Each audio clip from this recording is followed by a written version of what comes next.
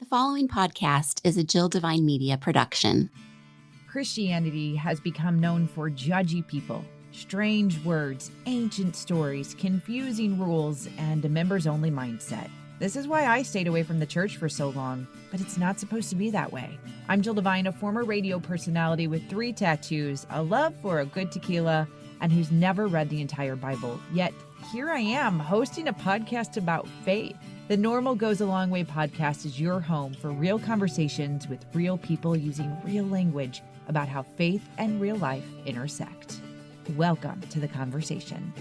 Thank you for hitting play on this week's episode. I'm your host, Jill Divine, and the last couple episodes, actually season 5, which we're in right now, has been about yes moments. And I realized that I pigeonholed myself when explaining yes moments. I had said, and this is still true, that yes moments were these moments that I experienced while listening to the sermon on a Sunday morning at church. And that is true, and those will continue to happen. But I realized yes moments also happen while listening to a podcast like this one. They happen while listening to a song, reading a book, having a conversation with others, experiences. Yes moments are completely surrounding us. And so I am now leaning into those and asking Ryan and Laura and others that have been on this podcast to lean into those and share them. And so this is me sharing my first yes moment outside of sermon.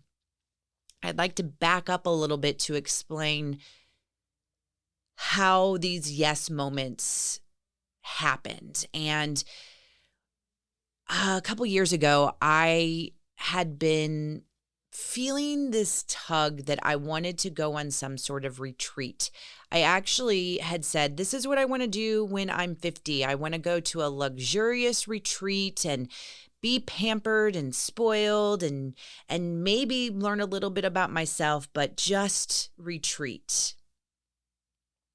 And then it's kind of changed over the couple of years that I've been thinking about it. I knew that I wanted to go on a retreat before the age of 50, and I'm 46. I knew that I wanted it to be a women's retreat. I wasn't interested in any kind of co-ed retreat. Maybe there's couples retreats. I don't know. Didn't research that. And I also knew that I wanted to go by myself, because I knew that I wanted to go to a retreat where I did some work on me. And I don't think, even your bestest of friends, sometimes you're not your true, authentic self. So those were kind of the criteria I had when I started looking and started searching. Like, what did I want to do? Did I want to spend time in nature? Did I want to focus on the spa side of things? Did I want to focus just on meditation? I didn't really know exactly where to look, what to look for. I just had this on my heart. Then we had a wonderful woman on the podcast, Christy Boulware. Laura Fleetwood interviewed her about her battle with anxiety and depression. And I will link that episode in the show notes.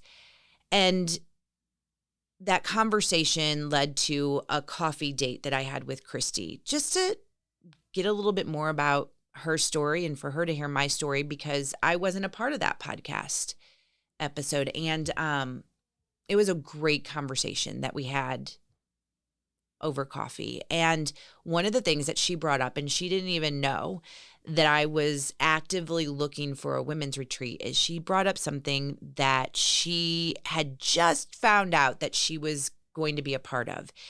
And it was a women's retreat for women in ministry.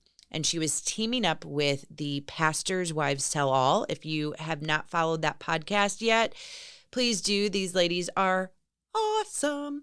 And so she said, hey, I'm going to team up with them for this retreat. It's happening in September. I think that you would really enjoy it.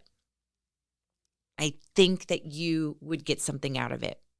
I think that you will get some answers. And so after the coffee date, I put the information in my calendar, penciled it in, and just kind of thought about it.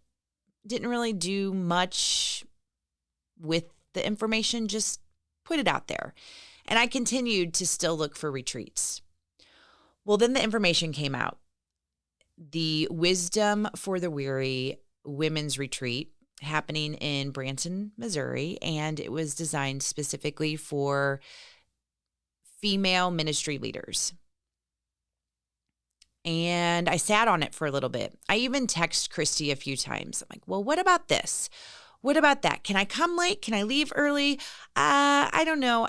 Tons of questions. And then I just had to pray over it. And then I said yes. And I would be lying if I said I went to my calendar and put it in ink. I kept it in pencil because maybe that was my way of not fully committing, because I, have kids, 4 and 6. They're young. They need me. And maybe they would need me that weekend. Well, I started talking more and more about the retreat with Laura Fleetwood and Ryan Findler and other coworkers, and definitely expressed my excitement, but also my nervousness, because I've never been on a retreat. And this one was a Christian retreat. And this is all still kind of new to me. And so just kept talking about it. And Ryan Findler suggested that I read a book that he read before a retreat that he went on. And the book, and I will put it in the show notes, Invitation to Retreat, The Gift and Necessity of Time Away with God. And it is by Ruth Haley Barton. And I'm going to read this description of the book. It says, there has never been a time when the invitation to retreat is so radical and so relevant, so needed and so welcome. It is not a luxury, but a necessity of the spiritual life. Transforming Center founder and seasoned spiritual director Ruth Haley Barton gently leads us into retreat as a key practice that opens us to God. Based on her own practice and experience leading hundreds of retreats for others, she will guide you in a very personal exploration of retreat. You will discover how to say yes to God's winsome invitation to greater freedom and surrender. And one thing I will say is not everyone can go on a retreat outside of their town, outside of their schedule. This book is really good for preparing you for an organized retreat or helping you learn how to retreat in your home or maybe in your church. So this book, I just want to tell you, it doesn't have to be about going on an organized retreat. It's very helpful. I will say that it definitely opened my eyes to a lot of things and also confirmed a lot of the feelings that I was feeling. So I think that you can get something out of it regardless. But I want to read a few things that stood out to me. But Ryan gave this to me. He said, you need to read this before you go. It's going to help you. And he's right. But I also think there were so many yes moments in this book that it's just worth sharing. So to recap, I signed up for the retreat, bought this book based on Ryan's recommendation, and started reading it a few weeks before I left for the retreat. But I'm going to talk about chapter 3 right now, the sources of our exhaustion. Whew. I think we all need to hear this. It is impossible to overstate the level of exhaustion many of us are experiencing these days and how dangerous it is. Christian busyness layered on top of the stresses of life in our culture, along with the more subtle sources of exhaustion that are harder to identify, means we are all at risk of drifting into dangerous levels of exhaustion before we even know it. There are reasons why we end up as tired as we are, and one of the keys to being able to enter into retreat in a restorative way is to note the sources of our exhaustion so we can rest at the source. The exhaustion that comes from always being plugged in and available, and the exhaustion that comes from trying so hard and juggling so much. Why are we so tired? As Christians or simply as responsible human beings, many of us feel that we should be willing to be exhausted in the service of God and others, and that this is normal. We have unreasonable expectations that we should be a never-ending fountain of love, goodwill, and service at all times and in all places. We don't know how to live with our humanness, and we feel guilty or at least uncomfortable with ourselves when we are ill, tired, grieving, or confused. Not knowing what to do with these human aspects of ourselves, we try to shove them down and keep them under the surface or just outside our awareness.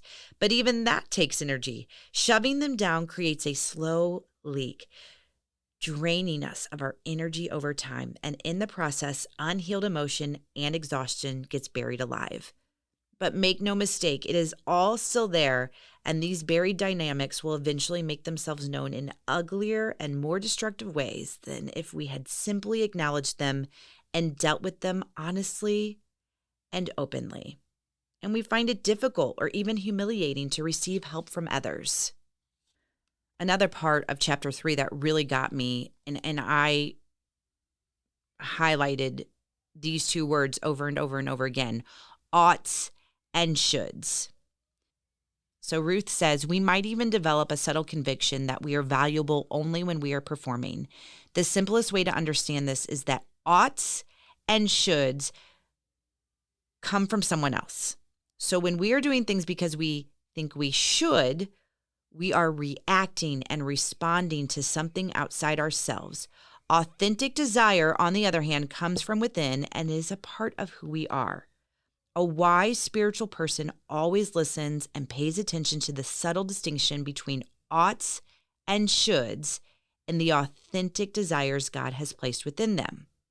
As I said, while reading this book, I had several yes moments, but there were some that were way louder than others, like this paragraph. And this is one that I am working on. We may have few or no boundaries on our service and availability to others. Oh my, this one really, really resonates with me. Ruth says, we always feel we should do more because there is always more to do. The result can be a nonstop pace of life that, at its best, is tied to genuine passion for what we do, genuine longing to experience life fully, to go through every open door, to seize every opportunity, and to contribute to every good cause and mission. But we can also reach a point where our genuine gifts and passions wear us out because it's so exciting, we don't know when to stop. We can become addicted to the adrenaline this excitement produces or to the sense of importance we gain from it. But eventually, we crash against the wall of human limitation. Yes, yes, and yes. That for sure is one of my biggest yes moments. I am learning that I need to put boundaries on. I am learning that I do not have to be available 24/7. It is hard. It is so hard, but I am learning. And further on into chapter 3, she says, by calling them to come away and rest a while in the midst of so much human need, Jesus was getting on the prevention side of this human tendency. He was guiding them into a healthy and sustainable lifestyle by helping them establish boundaries and rhythms around their availability to others. He did not want them to wear themselves out to the point where they would be no good to anyone. And she is referring to what Jesus is trying to convey to his disciples in Mark 6. It is hard to admit exhaustion. It is hard to sit in stillness. It is hard to say, I don't have the boundaries. But that's what we have to do. And Ruth, this book, it just puts it all into perspective. She really shows you how retreating is so important.